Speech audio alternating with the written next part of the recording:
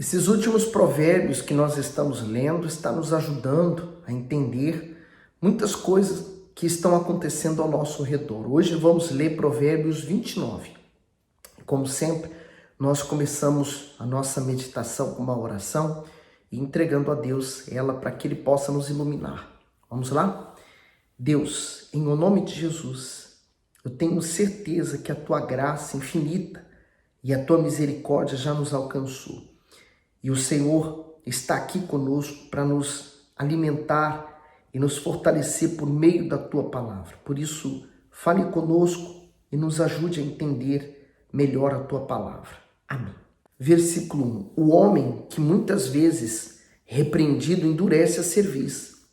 De repente será destruído sem que haja remédio. Quer dizer, sabe aquela pessoa que está sempre sendo repreendida, sempre alguém está falando, olha isso. Quer dizer, ela já até se acostuma tanto com aquilo que a repreensão já não está mudando, surtindo nenhum efeito. Quer dizer, ela vai incorrer o risco de cair na perdição porque não está mais surtindo nenhum efeito.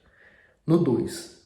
Quando os justos se engrandecem, o povo se alegra, mas quando o ímpio domina, o povo geme.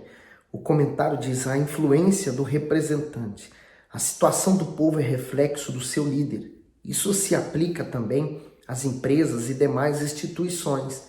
Se há um justo no poder, ele se esmera em fazer o melhor pela população e ela prospera. O bom governante trabalha com empenho e é comprometido com as necessidades daqueles que estão sob sua responsabilidade. Porém, se há um corrupto no poder, todos sofrem. Felizmente, esse é o resultado desastroso de quando não se escolhe líderes com sabedoria e responsabilidade. E às vezes a pessoa fala assim, eu tenho o poder do voto, mas não vou votar. Ela está se abstendo de escolher um governante para ela, porque ela diz, não há nenhum bom. E nunca vai haver um bom, né? Você precisa escolher o melhor dentre eles e que você vá, e aquelas situações ou aqueles planos de governo daquela pessoa vai de encontro não aos seus próprios interesses, mas ao interesse da nação. Vai fazer bem à nação? Por exemplo, vamos lembrar de Salomão. Por que Deus se agradou tanto de Salomão lá no princípio?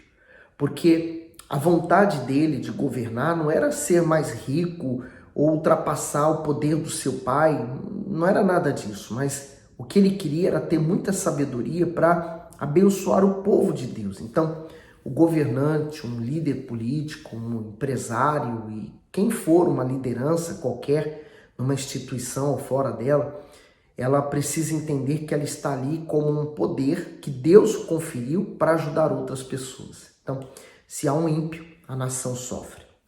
No 3, o homem que ama a sabedoria alegra o seu pai, mas o companheiro de prostitutas desperdiça os bens. O rei com juízo sustém a terra, mas o amigo de peitas a transtorna. O homem que lisonjeia o seu próximo arma uma rede aos seus passos. O comentário diz, lisonjeiro é um tipo de pessoa que se aproxima dos outros com algum interesse. Usa de muitos elogios e bajulação. Com isso, seu comportamento é artificial, ou seja, não há sinceridade no que faz. O sábio não anda na companhia de aduladores, porque compreende que esta conduta está associada ao engano e ao prejuízo espiritual. Então, você dá um retorno, elogiar seu marido, elogiar seu filho, ou a sua esposa pelo que ele fez, ou você, um trabalhador, elogiar o seu empregado porque ele tem trabalhado, tem feito um bom trabalho, não está errado, né? Mas a lisonja que ele fala, na verdade, é aquelas pessoas que têm segundas intenções. E seguindo para o 6, na transgressão do homem, mal, há laço, mas o justo jubila e se alegra. O justo se informa de causa dos pobres, mas o ímpio nem sequer toma conhecimento. Os homens escarnecedores alvoroçam a cidade, mas os sábios desviam a ira. O homem sábio que pleiteia com o tolo, quer se zangue, quer se ria, não terá descanso. Os homens sanguinários odeiam ao sincero, mas os justos procuram o seu bem. O tolo revela todo o seu pensamento, mas o sábio o guarda até o fim. O governador que dar atenção às palavras mentirosas achará que todos os seus servos são ímpios. O pobre e o usuário se encontram. O Senhor ilumina os olhos de ambos. O rei que julga os pobres conforme a verdade firmará o seu trono para sempre. A vara e a repreensão dão sabedoria, mas a criança entregue a si mesma envergonha sua mãe. Se houvesse telemóvel naquela época, ele diria: os pais que entregam telemóvel às suas crianças envergonham os seus pais. Porque os filhos têm que ter rédeas, disciplina, né? E hoje nós vemos crianças crescendo sem nenhuma disciplina, sem nenhuma regra. E eles crescem, né? Hoje existe a sociedade querendo defender o direito da criança, né? O direito da criança está debaixo da tutela dos seus pais e a educação ser dada por eles, né? Infelizmente, há umas coisas estranhas acontecendo nos dias de hoje, mas eu acho que é consequência, né? Acho não, certeza, da volta do Senhor Jesus. No 16, quando os ímpios se multiplicam, multiplica-se as transgressões, mas os justos verão a sua queda. Castiga o teu filho e te dará descanso, e dará delícias à tua alma. Não havendo profecia, o povo perece, porém, o que guarda a lei, esse é bem-aventurado. Comentário do 18. A profecia. Esse provérbio fala diretamente do valor inestimável da palavra de Deus, que é a própria profecia. Sem conhecê-la e sem praticá-la, o ser humano fica perdido e sujeito a todo tipo de engano. A Bíblia é um instrumento que o Altíssimo usa para nos conduzir neste mundo. Quem faz dela o único manual da vida tem êxito e proteção. Além disso, quando seguimos a direção contida em suas linhas, damos a ela a oportunidade absoluta para definir o que devemos e o que não devemos fazer. O ser humano só não se corromperá se estiver atento e comprometido com os conselhos contidos no livro sagrado. Então, tem pessoas que confundem a profecia com a adivinhação. Então, cuidado. Profecia é as promessas de Deus. 19. O servo não se emendará com palavras, porque ainda que entenda, todavia não atenderá. Tens visto um homem precipitado no falar? Maior esperança há para um tolo do que para ele. Quando alguém cria o seu servo com mimos, desde a meninice, por fim, ele tornar-se-á seu filho. O homem iracundo levanta contendas e o furioso multiplica as transgressões. Comentário violento. A pessoa iracunda que se irrita com facilidade não gosta de ser contrariada. Tempestuosa quando está diante de um impasse, em vez de encontrar maneiras de resolver os problemas e pacificar, causa confusões, alimenta discórdias e promove inimizades.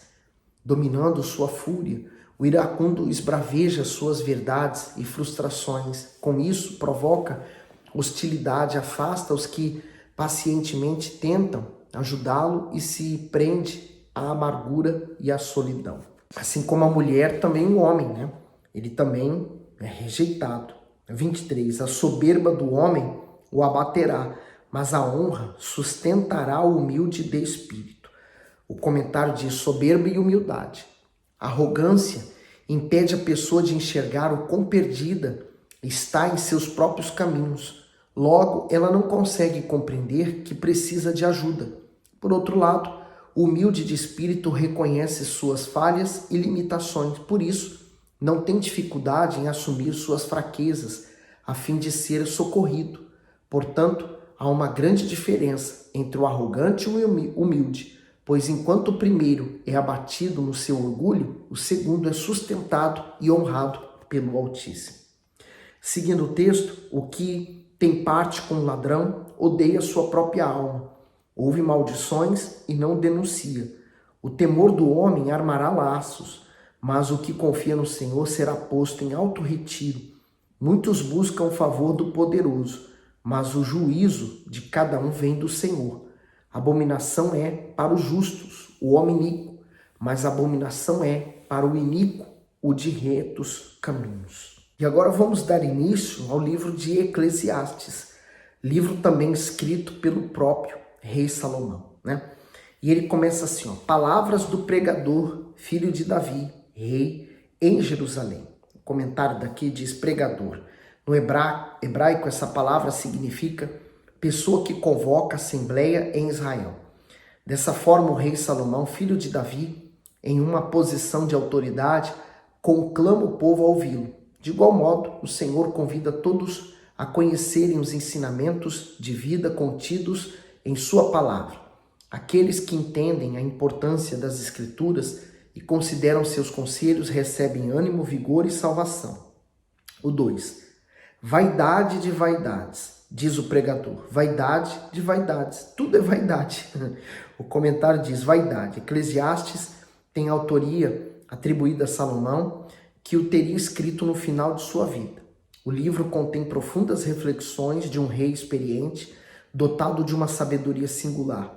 Suas meditações revelam uma pessoa que buscou incessantemente respostas para viver com satisfação e plenitude, mas apenas as encontrou quando descobriu o real sentido da vida no seu Criador. Salomão concluiu e ensina que o ser humano somente tem prazer quando vive aliado a Deus.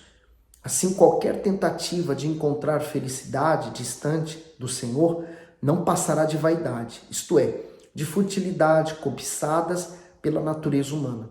Diante disso, o tema central desse livro é o caos e a falta de sentido e propósito na vida do homem que caminha sem Deus.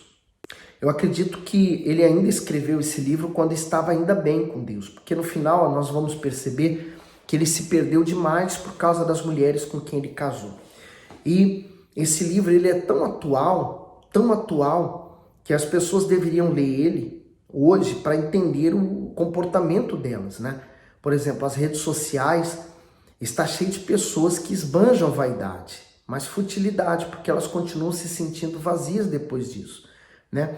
As redes sociais enganam muitas pessoas, porque elas olham aquelas lindas fotos, viagens, passeios, almoços, comidas, jantares, enfim, e a pessoa se engana pensando que a vida é só aquilo, e é mentira. Por trás daquelas fotos, daquelas viagens, tudo há uma pessoa vazia, depressiva, uma pessoa angustiada, que se não buscar o refúgio em Deus, vai continuar assim até a morte.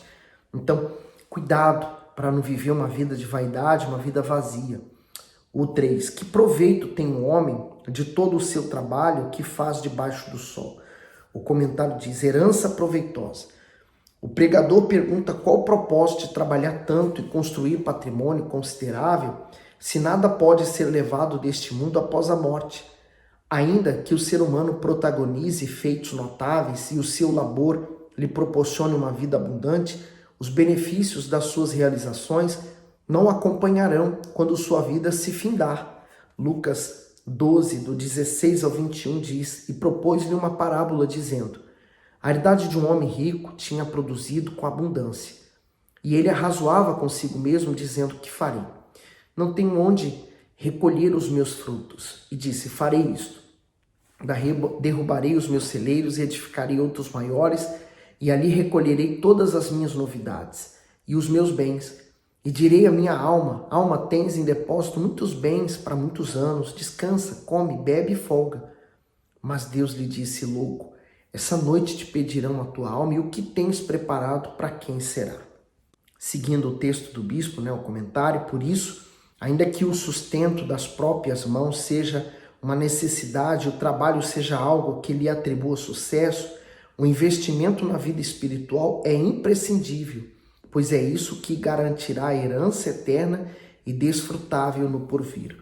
Eu acho tão forte, esse versículo que nós lemos aqui também de Lucas, quer dizer, louco, pessoa louca, quando ela só visa ou ela só consegue dar importância às coisas materiais desse mundo que são passageiras, Por exemplo, quantas pessoas riquíssimas deram tanto valor às suas riquezas, guardaram bens e isso, e morreram e ficou tudo aí. E quem veio após ele talvez não deu tanta importância e perdeu todos os bens. Então, minha amiga, meu amigo, valorize o que é mais importante, a sua salvação, porque o resto não é. Ele diz no 4, uma geração vai e outra geração vem, mas a terra para sempre permanece. Comentário do 4, ciclo da vida. Enquanto novas gerações surgem, outras se despedem deste mundo. Assim, a vida se inicia e termina em um ciclo constante. Ao mesmo tempo em que alguns atingem o ponto alto da sua existência, alcançando a felicidade e as realizações, outros experimentam declive, com dificuldade e dores. Assim, todos os homens provam tanto a alegria quanto a tristeza, até o fim dos seus dias. Em contraste com a vulnerabilidade e a fragilidade do corpo que perece, a terra que permanece inalterada, sendo a morte uma realidade inevitável. É preciso tomar a decisão mais importante, escolher o destino que a nossa alma terá na eternidade. E essa decisão é tomada enquanto você está vivo. Por isso, não deixe isso para depois, nem para amanhã, porque isso pode ser tarde demais. 5. Nasce o sol e o sol se põe, e apressa-se a volta ao seu lugar de onde nasceu.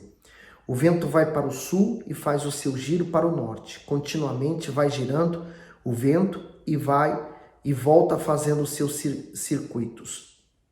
Todos os rios vão para o mar, e contudo o mar não se enche. Ao lugar para onde os rios vão, para ali tornam eles a correr. Todas as coisas são trabalhosas. O homem não a pode exprimir. Os olhos não se fartam de ver, nem os ouvidos de encher de ouvir. E olha, hoje nós vemos uma sociedade extremamente estressada, né? Chamada síndrome do pensamento acelerado. Sabe por quê? Nós recebemos diariamente uma carga de informação surreal. Então a cabeça não para de funcionar. Por isso vem o estresse, vem a ansiedade, vem os medos e a preocupação. E o ser humano vive isso constantemente, porque estamos numa era da informação rápida, né? Você, por exemplo, tem um telemóvel, você consegue, por exemplo, eu estou aqui em Portugal, eu consigo falar com alguém que está lá no Japão, a qualquer hora, a qualquer momento, em tempo real. Então, eu consigo ver também. Então, essa informação que corre pelas redes sociais, pela internet, pelo meio de comunicação, ela é muito rápida e por isso que hoje tem surgido tantas fake news e tanto engano, né, também. Ele diz assim, no 9, o que foi, isto é, o que há de ser e o que se fez, isso se fará, de modo que nada há de novo debaixo do sol. O comentário diz, nada há de novo debaixo do sol. Não há novidade nos anseios da alma. Seus desejos, objetivos e planos possuem o mesmo fundamento, independentemente do tempo em que se vive. Afinal, todos querem ser felizes plenamente. Por isso, se aplicam incansavelmente na busca dessa felicidade. No entanto, por mais que as pessoas empenhem suas forças para alcançar seus sonhos, como dinheiro, realizações, poder e fama, a morte as destinará ao esquecimento neste mundo. O 10. Há alguma coisa de que se possa dizer? Vê isto, é novo? Já foi no século passado, que foram antes de nós. Já não há lembrança das coisas que precederam e das coisas que hão de ser também. Delas não haverá lembrança entre os que hão de vir depois. Eu, o pregador, fui rei sobre Israel em Jerusalém. E apliquei o meu coração a esquadrinhar e a informar-me com sabedoria de tudo quanto sucede debaixo do céu. Esta enfadonha ocupação deu Deus aos filhos dos homens para nela a exercitar. Atentei para todas as obras que se fazem debaixo do sol, e eis que tudo era vaidade e aflição de espírito. Aquilo que é torto não se pode endireitar, aquilo que falta não se pode calcular. O comentário diz, apliquei o meu coração. Por mais que o homem se aplique em adquirir todo tipo de conhecimento possível, o caos tem prevalecido em nosso meio. O mundo nunca esteve tão avançado na ciência e na tecnologia, no entanto, permanece mergulhado em violência, egoísmo e destruição. Isso porque, por maiores que sejam os esforços humanos, somos limitados em nós mesmos. Mas, se alcançarmos a sabedoria divina, ela nos instruirá para toda e qualquer situação. Seremos capacitados por Deus, a fim de utilizarmos sabiamente todo o conhecimento adquirido. Salomão, ele vivia seu dia a dia, né? E tudo que ele recebia de informações e que os seus olhos viam, então ele transferia isso para o papel, com sabedoria que o Espírito Santo lhe dava. Então ele trouxe coisas preciosas para nós nos dias de hoje, né? Tantos milênios já se passaram e nós continuamos meditando nessa palavra como se nós estivéssemos lendo um livro de um autor que viveu e está vivendo na nossa altura. É muito forte. No 16, falei eu com meu coração dizendo, eis que eu me engrandeci e sobrepujei em sabedoria a todos os que houve antes de mim em Jerusalém. E o meu coração contemplou abundantemente a sabedoria e o conhecimento. E apliquei o meu coração a conhecer a sabedoria e a conhecer os desvairos e as loucuras, e vim a saber que também isto era aflição de espírito. Porque na muita sabedoria há muito enfado, e o que aumenta em conhecimento aumenta em dor. O comentário diz desvairos e loucuras. Quanto mais crescemos na sabedoria, mais facilmente identificamos a causa das angústias humanas. Esse senso espiritual apurado provoca aflição, pois é impossível não se angustiar diante da perdição e da insistência do ser humano em viver apartado dos caminhos divinos. A aflição de espírito é exatamente esse estresse que a pessoa vive no dia a dia, né? Tanta informação, tantas fake news, tanta incompreensão, tanto ódio, né? A gente está cercado por um mundo destruído e que se destrói dia após dia. E que eu digo para você, não tem solução. Aliás, o Apocalipse fala muito bem sobre isso. Quando nós chegarmos nesse livro, você vai entender bem o que nós estamos vivendo. Bom, hoje eu termino aqui, depois vamos continuar lendo esse livro brilhante de Eclesiastes e vamos seguir crendo e confiando no nosso Senhor Jesus, que morreu na cruz por nós para nos salvar. O que você tem feito por ele? Faça o seguinte, espalhe esse vídeo, já você vai estar ajudando a espalhar a palavra dele também, tá bom? Dê o seu gosto, se inscreva no canal e Deus abençoe.